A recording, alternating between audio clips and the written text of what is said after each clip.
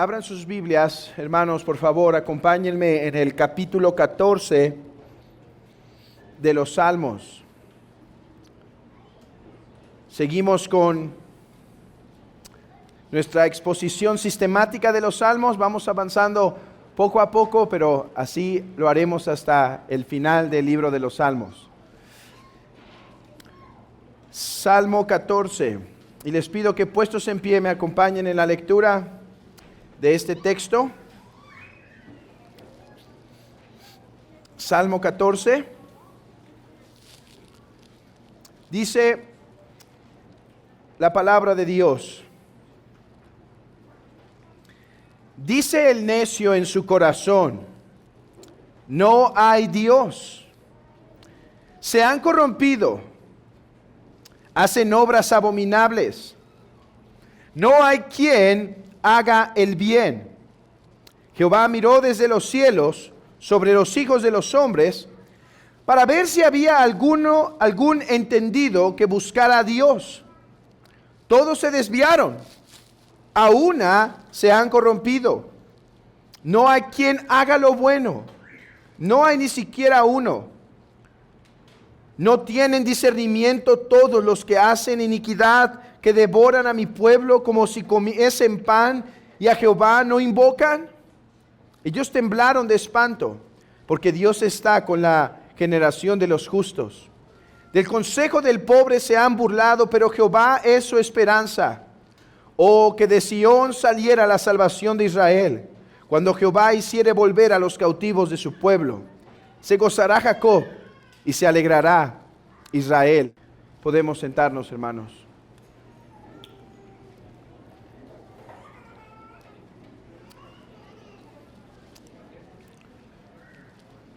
Hermanos, el salmo que tenemos delante de nosotros podría ser dividido en dos secciones principales, del versículo 1 al versículo 3 y del versículo 4 al versículo 7. De manera que nuestro sermón esta tarde, la predicación, se divide en dos sencillas partes. En primer lugar, analizaremos el versículo 1, donde se enfatiza: no hay ni uno bueno. Y en segundo lugar, vamos a ver la esperanza del pueblo de Dios a la luz de que no hay ninguno bueno. No hay ninguno bueno. Es el tema de nuestro texto, porque en 7 versículos, creo que el tema que se deja claro en nuestra mente, hermanos, es que no hay ni uno bueno. Versículo 1 al 3, no hay ni uno bueno. Versículo 4 al 7, la esperanza del pueblo a la luz de que no hay ni uno bueno. Estructurar este salmo de esta forma me permite o nos permite aplicar el salmo a nuestras vidas de una forma más amplia de lo que regularmente haríamos. ¿A qué voy? Hermanos, cuando leemos estos textos que dicen no hay ni uno bueno, no hay ninguno que busque a Dios, todos se desviaron, ¿qué solemos hacer con esos textos ahora que meditamos en ellos como cristianos? Solemos decir: es cierto, Señor, en el mundo no hay ni uno bueno. Pero si fueron perspicaces al notar la división del texto, el tema de que en el mundo no hay ni uno bueno viene hasta la segunda parte. De manera que debemos entender que los 3 primeros versículos de este texto son para nosotros, para nuestra meditación y para recordarnos, hermanos, de dónde hemos sido rescatados. ninguno bueno. Esta descripción es cruda. Es cruda, pero es la descripción más honesta y veraz que se puede hacer sobre la humanidad. No hay ninguno bueno. Escuchar esta evaluación nos puede mover a salirnos de ella y decir, sí es cierto, en el mundo no hay ni uno bueno, pero querido hermano, en un sentido el texto también está hablando de ti y de mí, de que no hay ninguno bueno. Déjame decirte de qué manera estas palabras aplican al creyente y nos preparan para tomar la cena de una forma apropiada. Imaginen la congregación de los judíos escuchando esta palabra, cantando este salmo, porque recuerden que los salmos se cantan. Y decir, dice el necio en su corazón, no hay Dios, se han corrompido, hacen obras abominables. El judío piadoso, hermanos, el judío piadoso, o sea, el judío que no era hipócrita, sino que realmente conocía su corazón, al cantar este salmo, al reflexionar este salmo, tuvo que haber llegado a esta conclusión: Señor, estás hablando de mí y de mi pueblo Israel, que no hay ninguno bueno. Me incluye también a mí, debería haber dicho el israelita. Porque hermanos, cuando uno considera la realidad del corazón de los hombres, la palabra de Dios se vuelve irrefutable. Todos hemos pecado. Dios nos llamó a salvación. Nos llamó para entrar a su casa y el día de hoy para comer a su mesa, pero no por obras de justicia que nosotros hubiésemos hecho, hermanos. Él nos llamó, aunque éramos de aquellos que se dice ninguno bueno. Ninguno bueno. Hoy venimos a recibir la Santa Cena. Y nadie debe olvidarse que la única razón por la que nos acercamos a esta es por gracia de Dios, por perdón de pecados, hermanos. Porque nosotros nacimos en pecado y en pecado fuimos concebidos y no había ninguna cosa buena en nosotros. Hermanos, hoy tomémonos entonces el tiempo para recordar quiénes fuimos y magnifiquemos la gracia de Dios al tomar la Santa Cena. Todos nosotros aquí fuimos hombres que con nuestra boca maldecíamos, que con nuestra mente deseábamos cosas corruptas e impuras, que tuvimos pensamientos crueles hacia con otros, que con nuestras manos ejecutamos acciones impías y malvadas, que nuestros pies nos llevaron a lugares inapropiados, que escuchamos cosas que desagradaban a Dios, que peleamos cuando no teníamos que pelear, que tomamos aquello que no nos pertenecía, que dijimos mentiras con tal de mantener nuestra reputación, que engañamos en nuestro corazón a seres queridos, que estábamos atestados de toda injusticia, fornicación, perversidad, avaricia, maldad, llenos de envidia, homicidios, contiendas, engaños, malignidades, murmuradores, siendo murmuradores, detractores, aborrecedores de Dios, injuriosos, soberbios, altivos, inventores de males, desobedientes a los padres, necios, desleales, sin afecto natural, implacables, sin misericordia. Y sabiendo que hacíamos esas cosas, no solo las hacíamos, sino que nos complacíamos con los que las practicaban, hermanos. No hay ninguno bueno, y está hablando también de nosotros. Esta es la iglesia de Dios, aquella que fue rescatada, pero no porque había algo bueno en ella, sino porque no había nada bueno en ninguno de aquellos que son rescatados. Que nadie olvide la esencia de nuestra religión. Queridos hermanos, nosotros somos miserables pecadores y el Santo vino a salvarnos. Nosotros somos hombres llenos de maldad, llenos de pecado, que nos apartamos desde temprano. No olviden recordar eso a sus hijos. Niños, recuerden esto. Hoy han nacido en un hogar cristiano y nosotros les recordamos que ustedes son pecadores, pero nosotros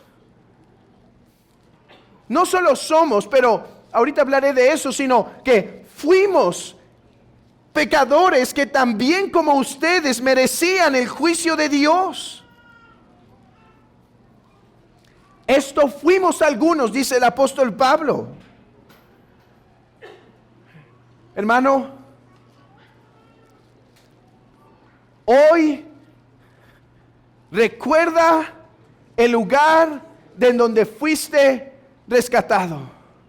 Así como Abraham, el elegido de Dios, tenía que recordar de dónde había salido, del paganismo.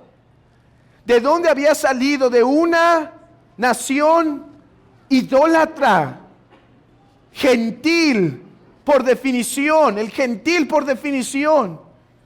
Y en su misericordia fue llamado a gracia un pecador, un pecador.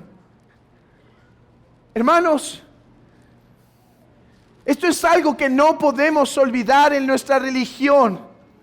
En nuestra práctica, somos pecadores salvos por gracia. Somos pecadores que no merecíamos nada bueno de Dios. Somos pecadores que merecían ser castigados. Dice el texto en el Salmo 14, no hay ninguno bueno. No lo hay, hermanos. Dios miró desde los cielos para ver si encontraba a uno entendido entre los hombres y no halló a ninguno. Vivíamos en la necedad de nuestro pecado, creyendo en Dios y viviendo como si Él no fuese, o negando la existencia de Dios para justificar nuestro pecado y nuestro mal. Esta es la esencia de la religión cristiana.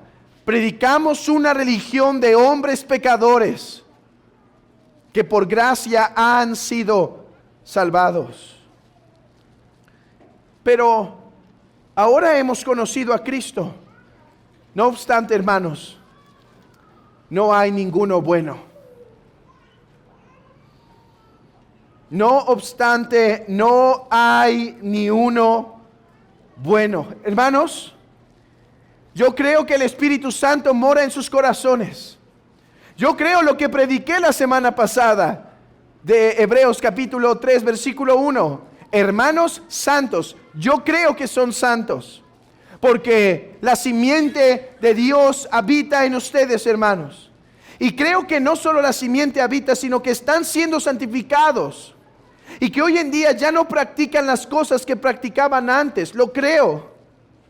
Pero hermanos, cuando vamos delante de Dios y vemos este texto y lo meditamos en nuestro interior y dice, no hay ninguno bueno, ¿qué diremos? ¿Qué diremos? ¿Podemos decir que somos buenos? ¿Qué hubiese contestado Abraham? Abraham, ¿tú eres bueno delante de Dios? Bueno, en tantas cosas he fallado. De tantas maneras he pecado todavía contra mi Dios. Me rescató y aún así mentí y desconfié de Él. Y todavía lucho. ¿Qué hubiese contestado David? Bueno, cometí una de las más grandes atrocidades. Tomé a la mujer de mi prójimo. Forniqué y adulteré. Y todavía asesiné al hombre. Bueno, y todavía lucho gravemente en mi corazón. ¿Y qué hubiese dicho Moisés o Pablo? Tenemos lo que dijo el apóstol Pablo en Romanos 7.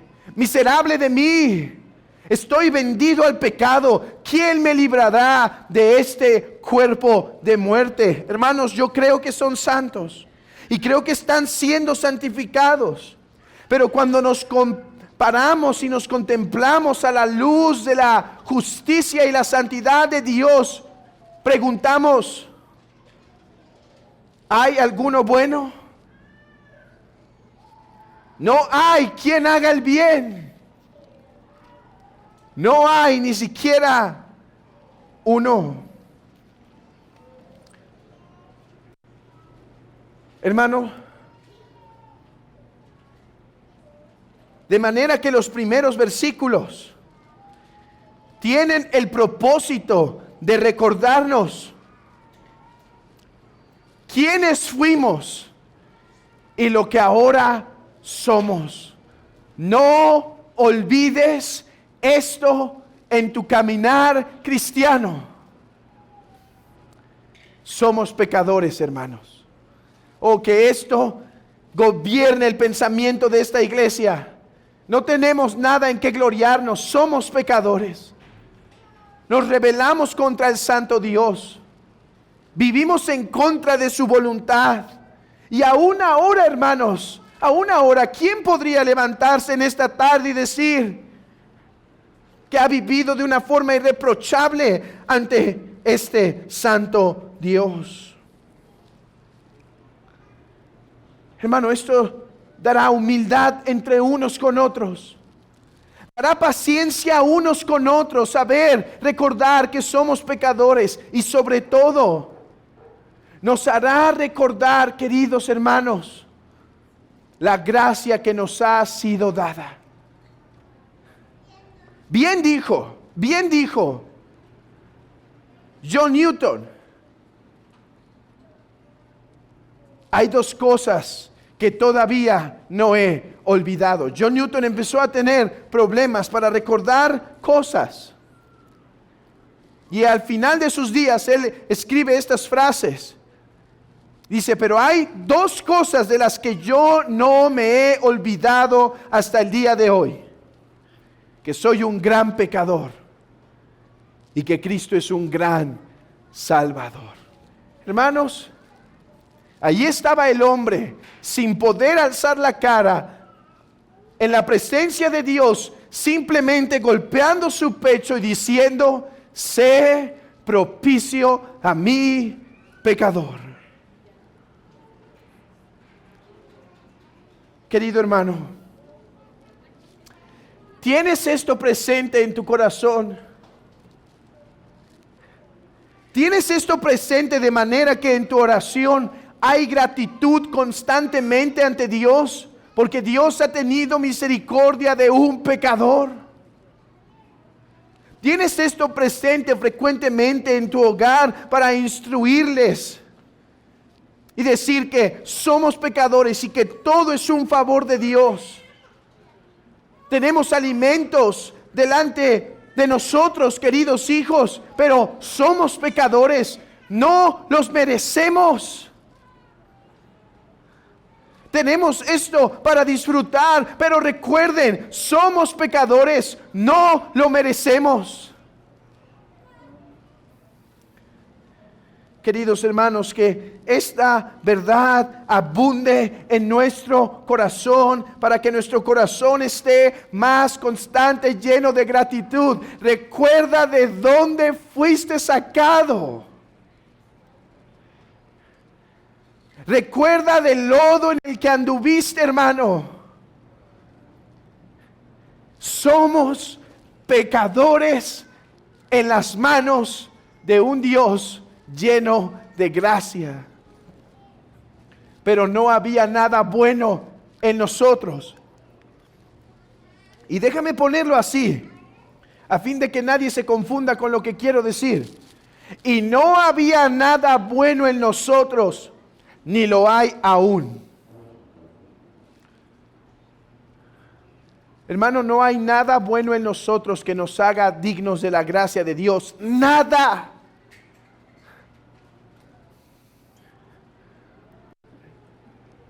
No guardamos sus mandamientos de tal manera que nos haga dignos delante de Dios. No hacemos buenas obras que nos pudieran hacer dignos delante de Dios. Nunca fuimos dignos de recibir su gracia. Nunca lo seremos. Eso significa gracia, que de principio a fin no merecemos su amor y ha amado a pecadores miserables como nosotros. Hoy vienes a tomar pan y vino y a recordar que Él tuvo misericordia de nosotros los pecadores. ¿Por qué nos entregaremos a Él? ¿Por qué buscaremos servirle y obedecer sus mandamientos? Hermanos, porque Él amó a estos pecadores. ¿Por qué no amó a otros miserables pecadores ahí afuera? ¿Por qué no amó a esos, algunos que podían estar quizá incluso menos manchados que nosotros de lo que estuvimos del pecado? Hermanos, porque con amor eterno te quiso amar a ti, pero no había nada en ti que lo moviera.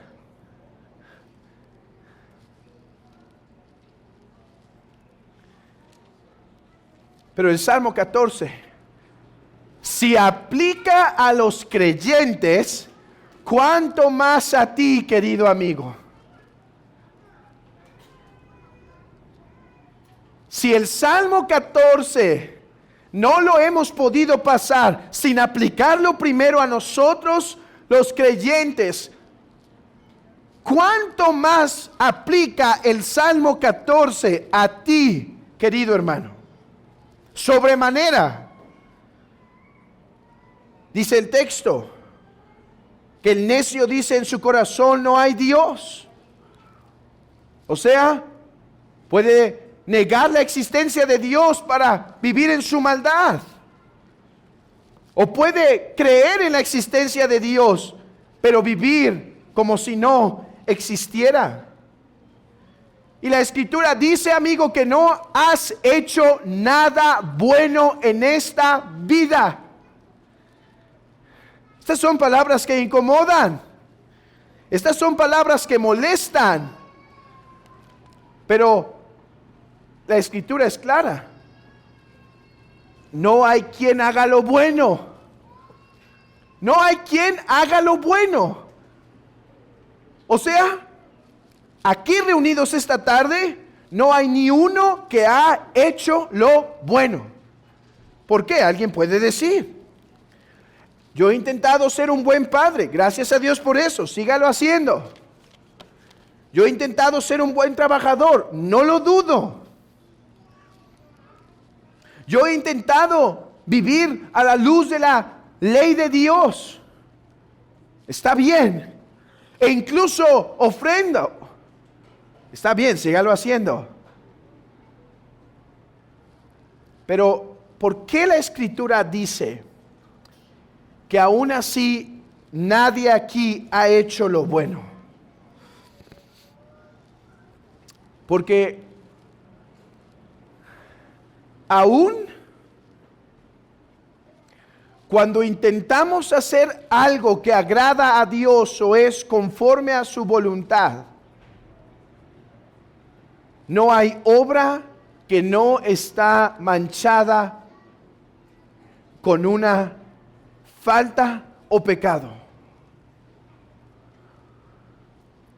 Digámoslo así, no hay plato que sale de esta cocina, de este corazón, que no esté infestado con una, dos o tres grandes moscas. Todas las obras que salen de este corazón se encuentran manchados de una o de otra forma con pecado. Piénsalo. Dices, he servido a mis hijos. Sí, pero los has servido como Dios manda y sin falta. He intentado guardar la ley de Dios, pero ¿la has guardado como Él manda? Bueno, pero he hecho buenas obras. Pero ¿para quién las has hecho? ¿Por qué las has hecho? Y cuando las has hecho, ¿has puesto todo tu esfuerzo? ¿Las has hecho para la gloria de Dios? ¿O para tu alabanza? ¿O para llevar un registro de cuán bien te has portado? Noten, delante de Dios no habrá ninguna buena obra de parte de los pecadores.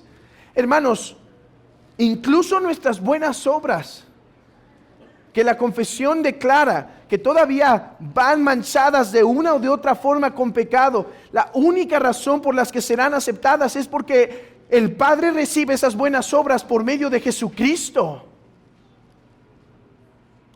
No hay buenas obras de parte de los hombres.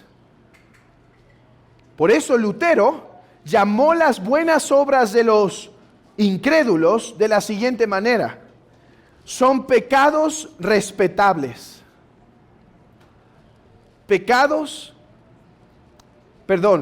Ese es un libro de Jerry, y no me acuerdo de Bridges. Él los llamó pecados espléndidos, se parece, por eso es. Pecados espléndidos.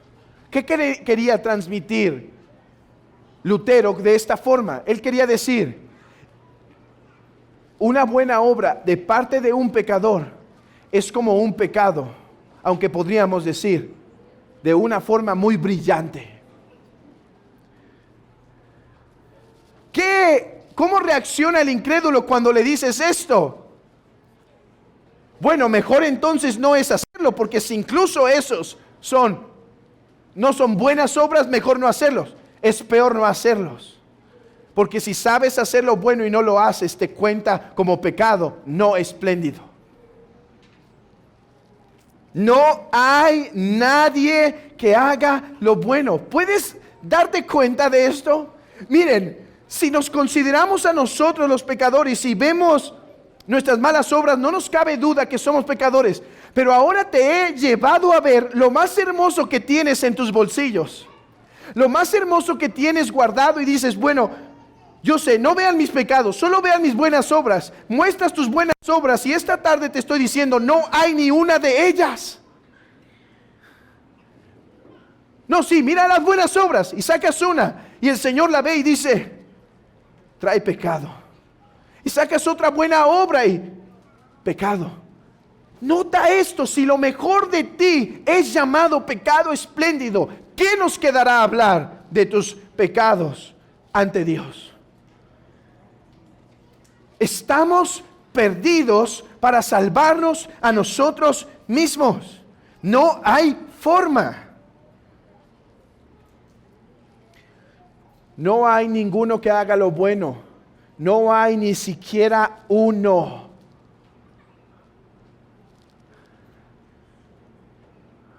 Porque de dentro del corazón de los hombres salen los malos pensamientos, los adulterios, las fornicaciones, los homicidios, los hurtos, las avaricias, las maldades, el engaño, la lascivia, la envidia, la maledicencia, la soberbia, la insensatez. Todas estas maldades de dentro del corazón de los hombres salen y contaminan al hombre. Amigo, esta tarde, esta es tu verdadera condición. Un pecador que nunca ha hecho lo bueno. Ni una vez, ni una vez. Ni un poco, ni un poco. Somos pecadores. Pero la buena noticia es esta. Cristo es Salvador de esos pecadores. Porque Él vino a llamar a pecadores, no a justos. No hay justos, pero hay algunos que no se creen malos. Mientras no entiendas que eres un pecador miserable que merece el juicio de Dios, no irás al Salvador. Hoy te vengo a decir, mereces el juicio y la ira de Dios, pero hay un Salvador que vino justamente por nosotros, por lo peor, por lo de abajo. Jesucristo, al tomar forma de hombre, hecho semejante a nosotros, al humillarse,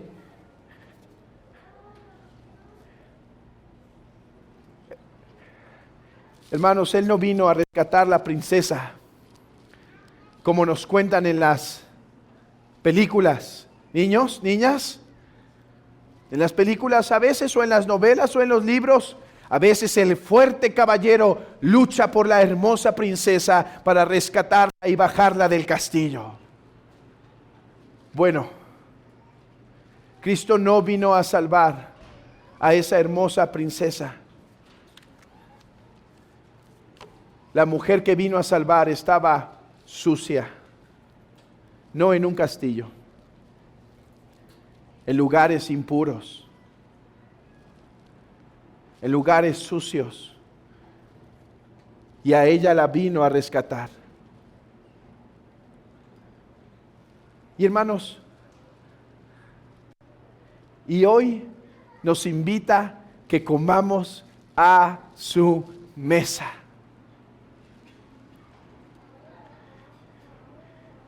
Y hoy nos invita a que comamos a su preciosa y bendita mesa.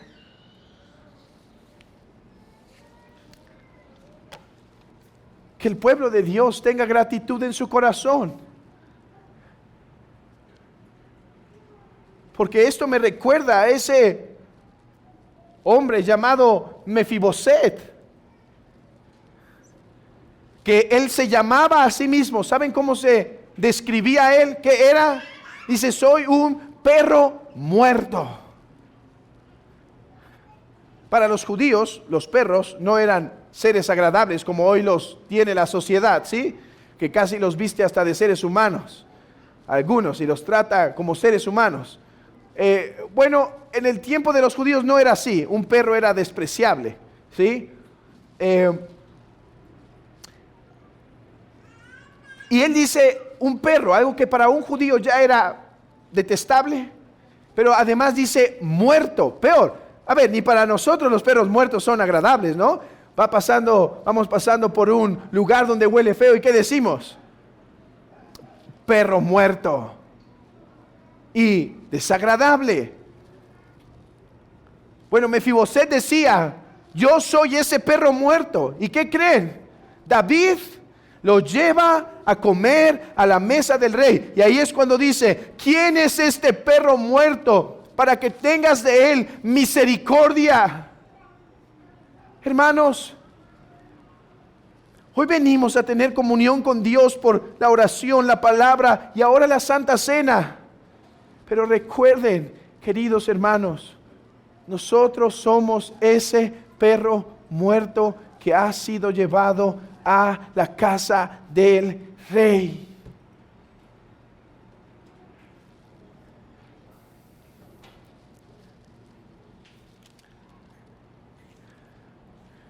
Concluyamos el texto cuando dice en los versículos 4 en adelante: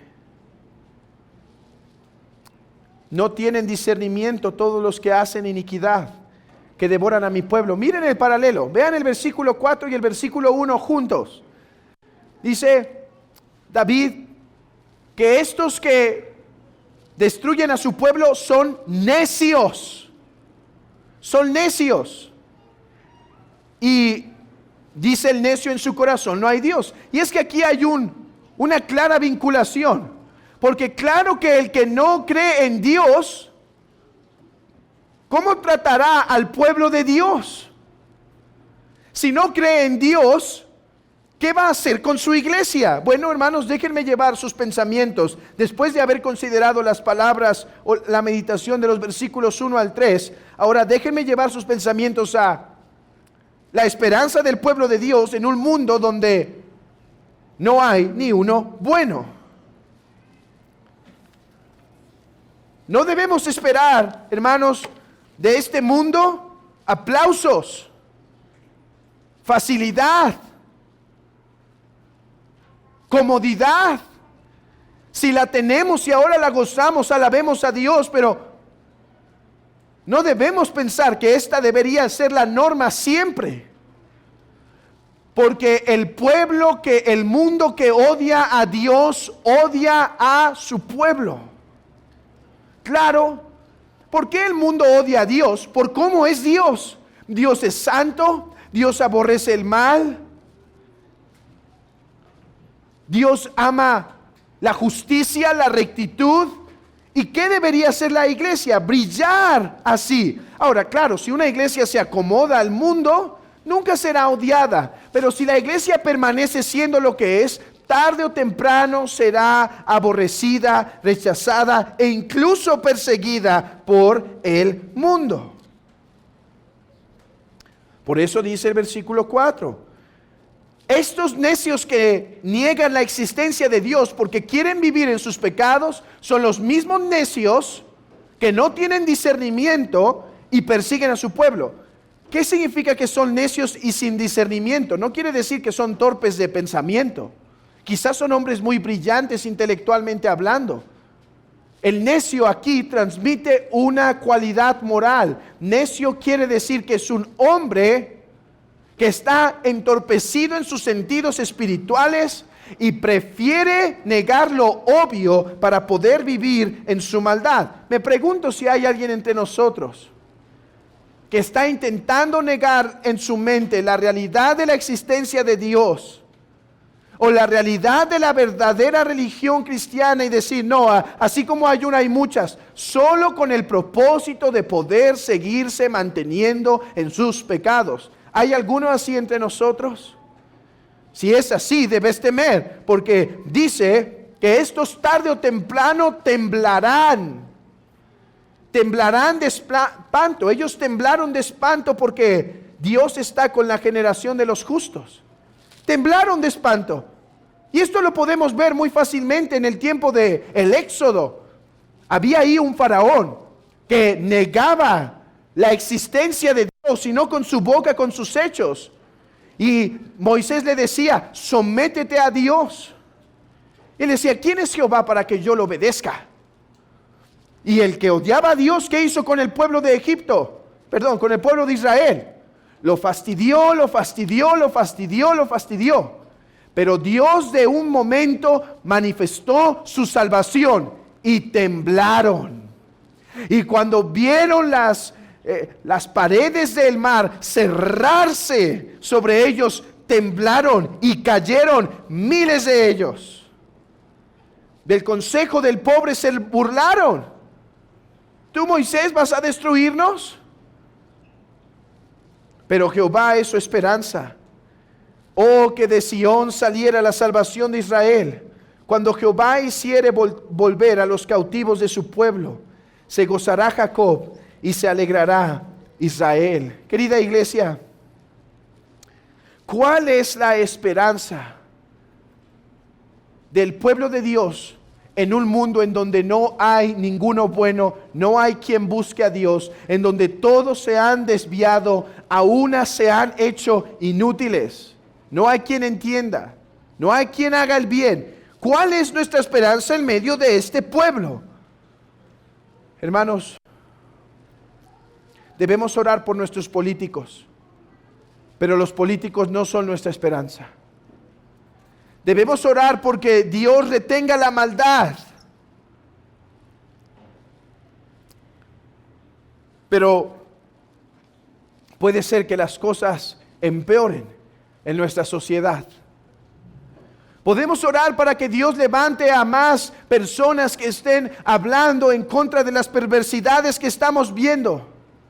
A esos hombres que hoy en día están siendo utilizados por Dios, incluso para retener el mal, pero ellos no pueden ser nuestra esperanza. Podemos proponernos ser más valientes para hablar la verdad y ser usados para retener la verdad, pero hermanos, esa no es nuestra esperanza. ¿Cuál es nuestra esperanza? Hermanos, que el mundo como ahora lo conocemos terminará no por mejoras progresivas, sino por irrupción soberana del cielo. Esa es mi gran diferencia con las posturas, con una postura llamada postmilenialismo, el cual en una manera argumenta que el estado de la iglesia mejorará progresivamente, cuando la escritura es clara, hermanos, que la esperanza para el cristiano es una irrupción que sacude con vara de hierro y un caballo blanco. ¿Cuál es nuestra esperanza? Oh, sí, ven, Señor Jesús. ¿En quién pondremos nuestra esperanza? En el Señor soberano, que viene desde los cielos para vencer a su iglesia, para vencer a los enemigos de su iglesia. Hoy es esta la manera en la que nuestro corazón es animado.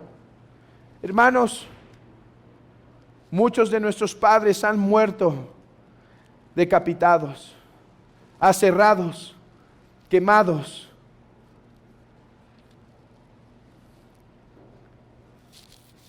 Y no sabemos qué nos depara a nosotros el fin de esta generación.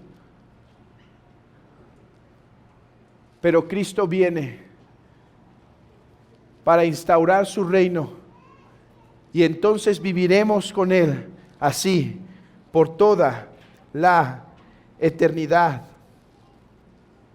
Porque se tocará la trompeta y los muertos en Cristo resucitarán primero. Luego nosotros, los que hayamos quedado en su venida, seremos también arrebatados juntamente con Él. Y entonces estaremos con Él para siempre. Alentaos los unos a los otros con estas palabras, dice el apóstol Pablo. Por tanto, alentaos los unos a los otros con estas palabras. Porque el mismo Señor, con voz de mando, con voz de arcángel y con trompeta de Dios, descenderá del cielo. Perdón. Descenderá del cielo. Y los muertos en Cristo resucitarán primero. Luego nosotros, los que vivimos, los que hayamos quedado, seremos arrebatados juntamente con ellos en las nubes, para recibir al Señor de gloria en el aire. Y así estaremos siempre con el Señor. Esa es la esperanza del cristiano. No en este mundo por movimientos políticos o por soluciones temporales. La esperanza final del cristiano es que Cristo viene desde el cielo mismo para recoger a su iglesia. Por tanto, alentaos los unos a los otros con estas palabras. Hermanos, esa fue la esperanza de Cristo, porque Cristo cantaba este salmo, viendo que no había ni uno bueno, viendo que había un mundo lleno de pecado, viendo que el mundo se rebelaba en contra de Dios y oprimía a su pueblo. Pero la esperanza de nuestro Señor Jesucristo estaba en la promesa del Padre, que el día y del juicio vendrá y su iglesia será llevada y consolada con Cristo. Y hermano, estarás ahí, pero por gracia. Comerás a su mesa delicias, pero por gracia. Porque nosotros éramos de los perros muertos que merecían estar afuera en el lloro y el crujir de dientes. Porque no somos buenos, queridos hermanos. Que Dios obre gratitud en nuestros corazones al experimentar la salvación, al recordar la salvación que hemos tenido, al gozar de la Santa Cena que ahora recibimos y al poner nuestra esperanza en la próxima venida de Cristo, en donde entraremos con Él a su presencia solo por gracia. Amén.